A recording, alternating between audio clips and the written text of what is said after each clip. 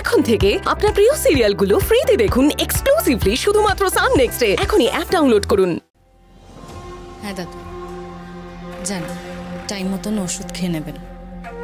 ওই যে বললাম, আপনার তো বয়স হচ্ছে, এখনো অনেক দিন বাঁচতে হবে আপনাকে। রেস্ট নিন।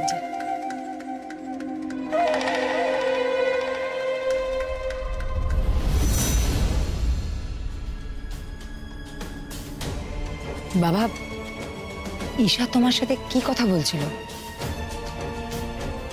দীপা, আমার মনে হচ্ছে একটা মস্ত ভুল আমি করে ফেললাম। ভুল? কি ভুল? আমাদের এ বাড়িতে থাকাটা একেবারেই ঠিক হয়নি। অনেক কথা মতো আমাদের চলে যাওয়াই উচিত ছিল।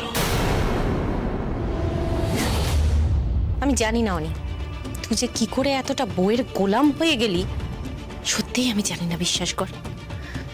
এটা কি দিয়ে তোকে বশ করেছে রে অনি? বশ করেছে না? হ্যাঁ, কোথায় তাই। নিজের মনুষ্যত্ব, আবেগ, ভালোবাসা আর পরিশ্রম নিয়ে আমাকে বশ করেছে। ঠিকই বলেছ। এবারই সবাইকে জাগৃতি ভালো রাখার চেষ্টা করেছে এতদিন ধরে।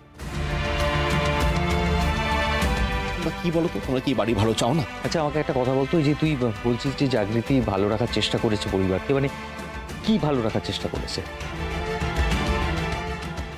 মানে ও সত্যি যদি পরিবারের ভালো চাইতো, তার এই বাড়ি বন্দুক দিয়ে তোকে ব্যবসা করার কথা বলতো না।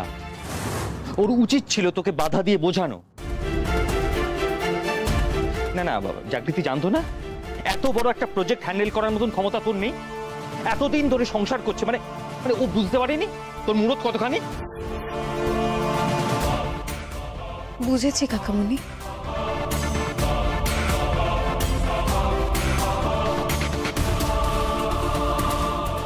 আর বুঝেছি বলেই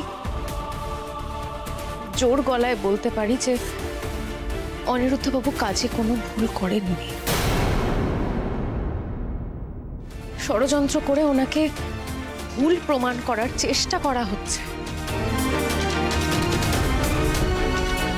আর আমি আমার এই কথাটা খুব তাড়াতাড়ি আপনাদের সামনে প্রমাণ করে দেব বলছি। অনিরুদ্ধবাবু,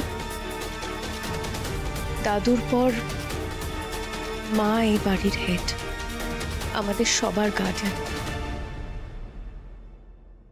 আর আমার বিশ্বাস এই সংসার নিয়ে উনি যাই ডিসিশন নিক না কেন, সেটা আমাদের সবার ভালোর জন্যই হবে।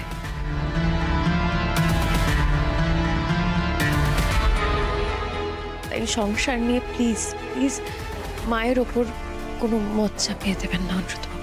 মানে ঈশা রোজ তোজো আর মিহিকে স্কুলে ছাড়তে যাবে, তাই তো? হ্যাঁ, দিতে যাবে।